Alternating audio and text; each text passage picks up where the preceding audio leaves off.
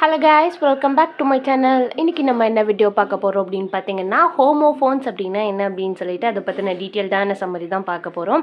And summary பார்க்குறதுக்கு முன்னாடி நம்ம சேனல் இது வரைக்கும் சப்ஸ்கிரைப் பண்ணாதவங்க மறக்காமல் சப்ஸ்கிரைப் பண்ணிக்கோங்க. அண்ட் பக்கத்தில் உள்ள பெல் ஐக்கானும் கிளிக் பண்ணிக்கோங்க. ஹோமோனியம்ஸ் அண்ட் ஹோமோஃபோன்ஸ்க்கு வந்து ரொம்ப பெரிய டிஃப்ரென்ஸ் எல்லாமே கிடையாது. ஸோ ஹோமோஃபோன்ஸ் அப்படின்னா என்ன அப்படின்னு சொல்லிட்டு நம்ம இந்த வீடியோவில் பார்க்கலாம். அண்ட் ஹோமோனியம்ஸ் அப்படின்னா என்ன அப்படின்னு சொல்லிட்டு ஆல்ரெடி நம்ம சேனலில் வீடியோ அப்லோட் பண்ணியிருக்கேன். பார்க்காதவங்க அண்ட் தேவைப்படுறவங்க வந்து கண்டிப்பாக அதை பார்த்துட்டு இதை பார்த்துக்கோங்க. அண்ட் நெக்ஸ்ட்டு பார்த்தீங்க அப்படின்னா ஹோமோஃபோன்ஸ், ஃபோன் அப்படின்னா சவுண்டுன்னு ஞாபகம் வச்சுக்கோங்க, சரிங்களா? அப்படின்னா வந்து நீங்கள் ஈஸியாக வந்து எழுதிடலாம். Homophones are the word that sound the same but have different meaning and spelling. They can cause confusion in writing but are understood through context in speech. And இப்போ பார்த்தீங்க அப்படின்னா ஹோமோஃபோன்ஸ் அப்படின்னா வந்து சேம் சவுண்டாக இருக்கும், அது பட் டிஃப்ரெண்ட் மீனிங்கும் டிஃப்ரெண்ட் ஸ்பெல்லிங்கோடு இருக்கும். ஒரு வார்த்தை வந்து நம்ம சேம் ப்ரொனன்சியேஷன், அதாவது சேமாக வந்து அந்த சவுண்டு இருக்கும், ப்ரொனன்சியேஷன் வந்து சேமாக இருக்கும், அதோட மீனிங்கும் ஸ்பெல்லிங்கும் பார்த்தீங்க அப்படின்னா டிஃப்ரெண்ட்டாக இருக்கும்.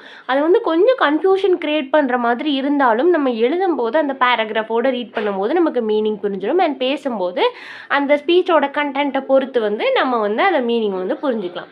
எக்ஸாம்பிளுக்கு பார்த்தீங்க அப்படின்னா ஃப்ளார் அப்படின்னா FLOUR, ஃப்ளார் அப்படின்னா மாவு, இந்த பேக்கிங்கெல்லாம் யூஸ் பண்ணுவாங்கள்ல அந்த மாவு.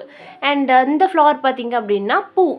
சன் ரெண்டுமே வந்து ஒரே ப்ரொனன்சியேஷன் தான், but spelling difference and meaning வந்து டோட்டலி வேறு. சன் அப்படின்னா ஆம்பளை பிள்ளையை வந்து சன் அப்படின்னு சொல்லுவாங்க, இங்கே வந்து சூரியனை வந்து சன்னுன்னு சொல்லுவாங்க. இதே மாதிரி தான் நிறைய வேர்ட்ஸ் இருக்குது. இந்த நம்ம ஹோமோஃபோன்ஸ்க்கு வந்து சொல்லணும் அப்படின்னா சொல்லிக்கிட்டே போகலாம். நெக்ஸ்ட்டு பார்த்தீங்க அப்படின்னா ஹோமோஃபோன்ஸ் எல்லாம் ஏன் இம்பார்ட்டன்ட் அப்படின்னு பார்த்தீங்க அப்படின்னா, நம்ம ஹோமோஃபோன்ஸ் எல்லாம் யூஸ் பண்ணுறதுனால நம்மளோட ஸ்பெல்லிங்கும் வொக்காபுலரியும் வந்து இன்க்ரீஸ் ஆகும். And they are essential for clear communication in ரைட்டிங்கை பொறுத்த வரைக்குமே வந்து அது ஒரு கிளியரான கம்யூனிகேஷன் ஸ்கில்ஸை வந்து நம்ம கொடுக்கும்.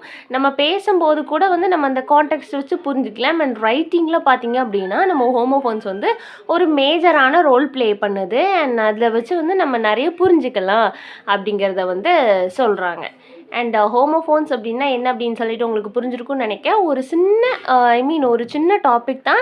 அண்ட் கொஞ்சம் கன்ஃபியூஷனாக இருக்கிற மாதிரி இருந்தாலும் அந்த ஃபோன் அப்படின்னா சவுண்டு, சேம் சவுண்ட் அப்படின்னு சொல்லி ஞாபகம் வச்சுக்கிட்டீங்க அப்படின்னா நீங்கள் வந்து எக்ஸாமுக்கு எந்த ஒரு கன்ஃபியூஷனுமே இல்லாமல் ஈஸியாக எழுதிடலாம். அண்ட் இவ்வளோ தான் ஹோமோஃபோன்ஸோட சம்மரியில் ஏதாவது டவுட் இருந்ததுன்னா மறக்காம கேளுங்க.